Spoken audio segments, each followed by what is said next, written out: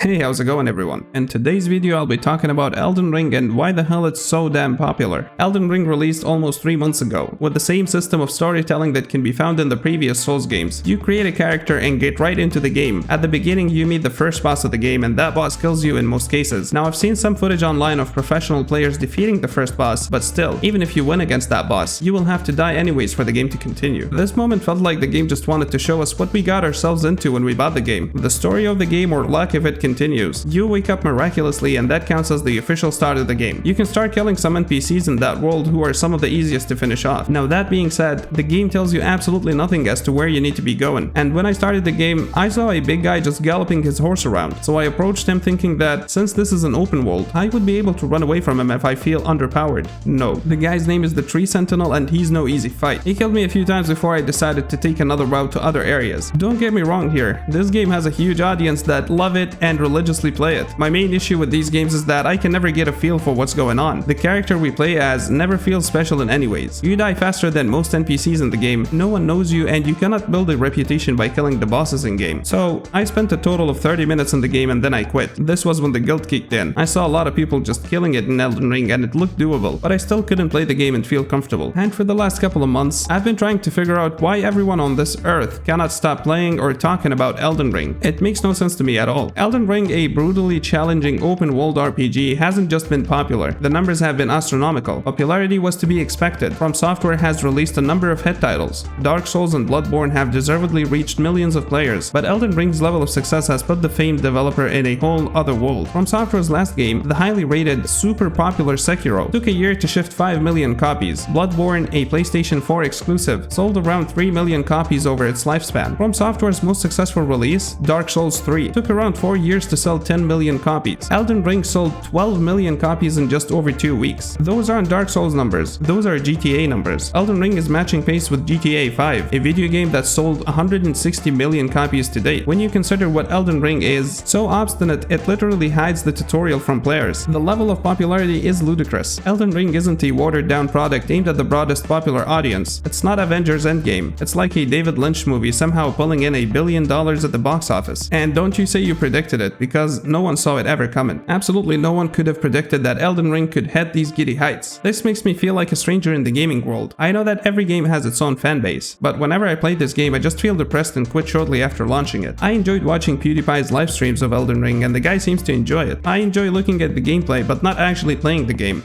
Now, the popularity of the game could lead to a question. Is it the pandemic? We've gotten used to attributing COVID-19 as a factor in any and all emerging cultural trends. That said, video game sales have spiked as a result of stay-at-home orders, and Elden Ring is a video game that sends its tarnished players forth into a long decaying world cursed by disease and rot. But no, plenty of video games have been released during the pandemic, major titles, but none besides maybe Animal Crossing have come close to affecting the cultural conversation like Elden Ring. Its level of success is singular, and what makes it stand out is the surprise element. We did not see this coming. It feels like a confluence of multiple factors. Elden Ring was blessed with the presence of Game of Thrones creator George Martin. He helped with the lore and universe building early in development. Surely his name on the poster helped weave the game into the broader consciousness. The reviews when they came potentially had a higher impact. From the outset, Elden Ring was a universally adored video game with a critical reception comparable to legendary games like Breath of the Wild or Skyrim. Almost instantly, Elden Ring was described as a video game experience you couldn't afford to miss. But if I had to ascribe Elden Ring's success to one single metric, I'd say word of mouth. The numbers back me up here. A light survey done by GameIndustry.biz found that 40% of people bought the game after a friend recommended it. Hell, I did the same. I only got into Elden Ring after multiple friends recommended it to me. I suspect Elden Ring inspires a different kind of recommendation in its fanbase. Elden Ring isn't just a very good game that's fun to play. It's a game that binds itself to your identity like a parasite. You don't just consume Elden Ring as a passive distraction from everyday life. You consume Elden Ring because it says something about you as a human being. You like challenges, you don't give up, you like acquiring new skills, or you're just good at video games. To be clear,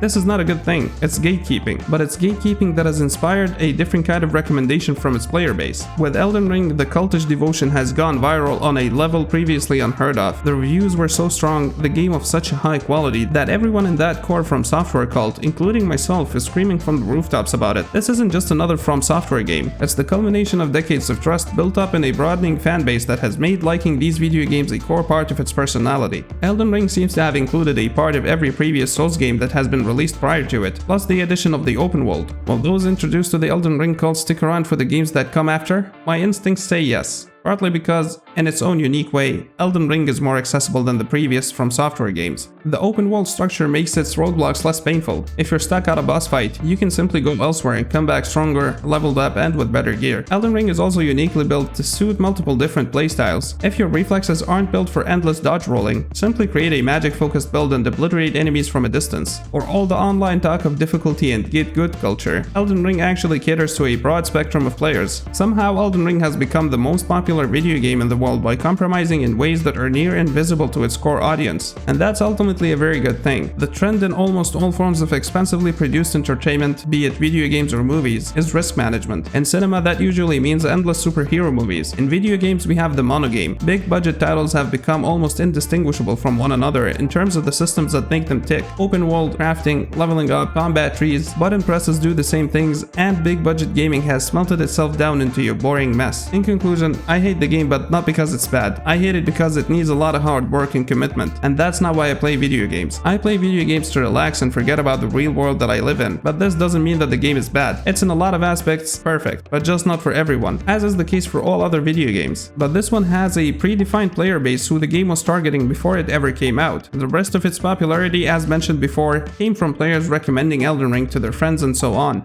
Now this is it for today's video on why the hell is Elden Ring so popular. I would love to hear your opinions on the game from your perspective in the comment section below. Hit the like button if you enjoyed the video, get subscribed for more daily content, and I'll see you tomorrow with a new one. Enjoy.